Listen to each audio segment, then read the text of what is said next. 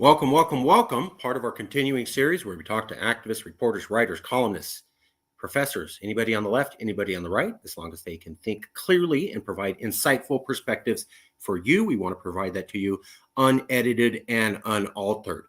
With me today for one question and one question only was Professor or Dr. Andy Luttrell.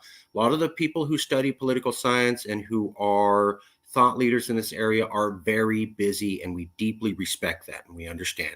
So we're appreciative of whatever we can get from as many people as we can get it, and we want to say thank you. With us today for email interview on one question only, Dr. Andy Luttrell, Associate Professor of Political Science at Ball State University.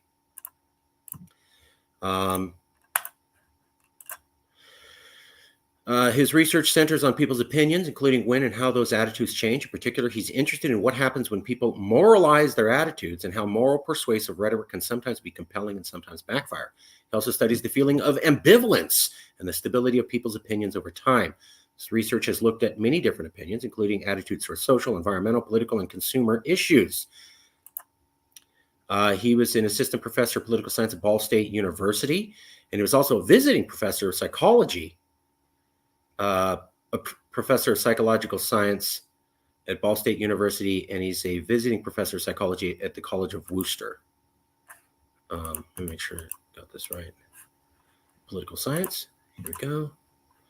And so I was able to ask him one question, and I said, here you go. I want to ask you one question. Do you see any reason to think that political polarization will calm down naturally in the near future? It's kind of a version of a question I've asked other people. You've all seen it. Let's check out his answer. Hi, Marcus. For one simple question, it's a big one. I hesitate to be too confident about something like this, and it depends on what you mean by polarization naturally in near future, of course. I assume you mean effective polarization because the evidence is weaker that public opinion itself is polarized. We've covered that here. It's also important to distinguish between different kinds of effective polarization. On the one hand, I think we often think about growing hostility toward everyday Americans with different political views. That's what effective polarization means. But the alternative is to consider people's feelings toward political institution. I'm thinking of this paper by Druckmann and Levinsky. They find that more people's distaste about the out party is rooted in their feelings about the party elites and less about feelings towards everyday voters. As for whether this sort of polarization will recede naturally, I'm not sure if you're wondering if it'll decline even if everything else stays the same. I am. Probably not. That's the answer I was looking for. My understanding is that people are reacting to messages they're getting from political elites, media, peers, etc. If those messages hold steady, it's not clear why people would suddenly feel better about the other party. I'm also skeptical because even high impact interventions have a rough time chipping away at polarization. We just got done talking about that.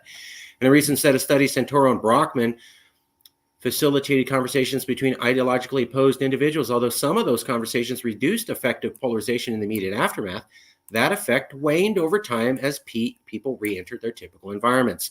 When the conversations were about politics, there wasn't even an immediate benefit. Evidence like that makes me think that the rise in polarization is a systemic issue and not just a quirky trend that will wither away with no other environmental changes. So what I got was, are you wondering if polarization will decline if everything else stays the same? Yes, that was my question. His answer, probably not. So polarization is not going to get better unless there's some superordinate threat or some sort of big intervention. It's not going to get better. It's going to get worse. And he's saying that this is because there's a lot of messaging from elites, the media, peers about polarization, and that's not getting any better. He also says, I'm skeptical about interventions. As we've talked about, a lot of professors have said positive structured interventions or interactions between people can bring people together.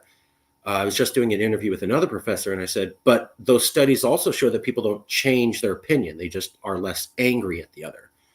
And here he goes. In a recent set of studies, Santoro and Brockman facilitated conversations between ideologically opposed individuals. Although some of those conversations reduced effective polarization, which I've seen, the effect waned over time as people re-entered their typical environments. That backs up the idea that you may feel better about this person because you interacted with them. But the moment you go back to your normal life and you're surrounded by all Democrats or all liberals or all Republicans or all MAGA supporters, you're going to go right back into that same polarizing political opinion.